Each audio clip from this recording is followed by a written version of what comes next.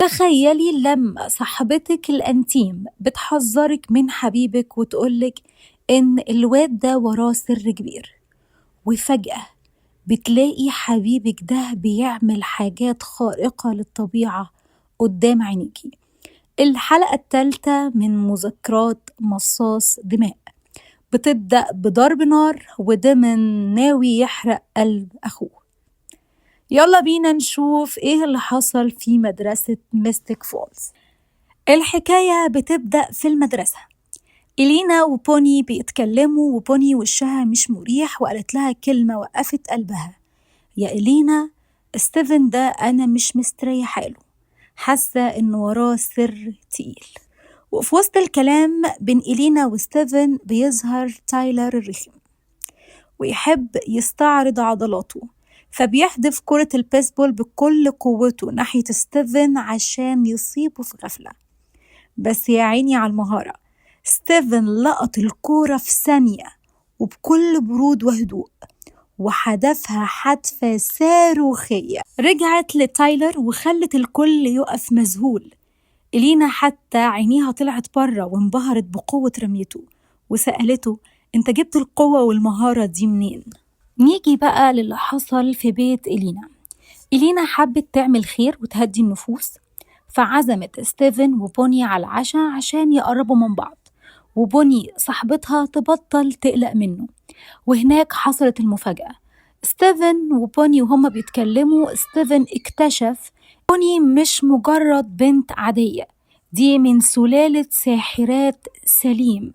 ودول بقى يا سيدي مش أي ساحرات، دول ساحرات قوية جدا وعندهم مهارات توقف القلب. وستيفن عرف إنه قدام قوة ما يستهنش بيها أبدا. بس اللعب كبر لما الباب خبط. ديمن وصل ومعاه كارولين وستيفن وشه جاب ألوان وحاول يمنعه يدخل بأي طريقة عشان يحمي إلينا. بس إلينا بقلبها الطيب قالت لستيفن عيب، دي كارولين صاحبتي، خليهم يدخلوا. بمجرد ما إلينا قالت الكلمة دي ديمن أخد التصريح ودخل البيت بضحكة صفرة. وديمن قعد وبدأ يرمي سمه وبدأ يحكي لإلينا عن ماضي ستيفن وعن واحدة اسمها كاثرين. وستيفن كان قاعد على جمر وديمن بيستمتع، هو بيحرق قلب أخوه. ستيفن ما كانش مرتاح وحاسس إن ديمن حاطط إلينا في دماغه وناوي ليها على نية سودة، بما إنه عارف إن ديمن بيحب يلعب بالعقول زي ما عمل مع كارولين وخلاها خاتم في صباعه. قرر يحصن حبيبته. ستيفن راح لإلينا وقدم لها سلسلة هدية شكلها أثري وشيك وقال لها الكلمة اللي مفيش وراها رجوع. بس اللي هي ما تعرفوش إن السلسلة دي ما كانتش مجرد زينة، دي كانت محشية عشب الفيرفن. العشب ده بقى يا سيدي هو السم بالنسبة لمصاصين الدماء. بمجرد ما إلينا لبسته بقت محصنة تماما. فعلا لما دايما حاول يسيطر على عقلها ويخليها تقرب منه، السلسلة دي وقفت زي اللقمة في الزور وضربته بالقلم. ودايما عرف طبعا ان لعبته المفضلة باظت وإلينا ما بقتش صيد سهل زي كارولين. نروح بقى لأجواء الماتش، والملعب كان قايد نار والغيرة كانت مولعة، وجيرمي أخو إلينا ما كانش طايق تيلر عشان طبعا فيكي والدم غلي في عروقه. وجيرمي وتايلر اتخانقوا وطلع آلة حادة وكان ناوي يضربه، وهنا ستيفن دخل في النص زي الصاروخ عشان يحجز ما بينهم. والنتيجة الآلة الحادة دي غرزت في إيد ستيفن وفتحتها. إلينا شافت المنظر قلبها وقع في رجليها، جريت عليه وهي بتصرخ ستيفن إيدك.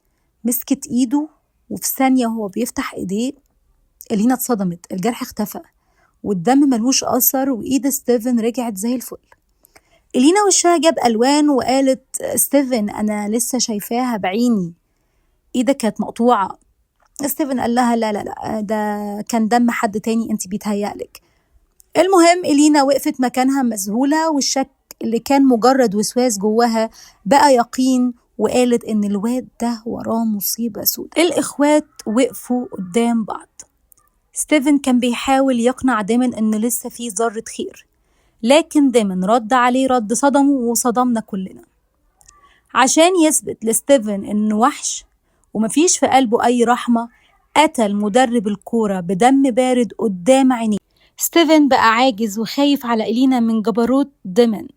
في وسط الرعب ده إلينا راحت لستيفن وهي خايفة من كل اللي حصل، من خناقة جيرمي أخوها مع تايلر، لجرح ستيفن اللي لم بسرعة، للحيوان المفترس اللي عمال يقتل في الناس.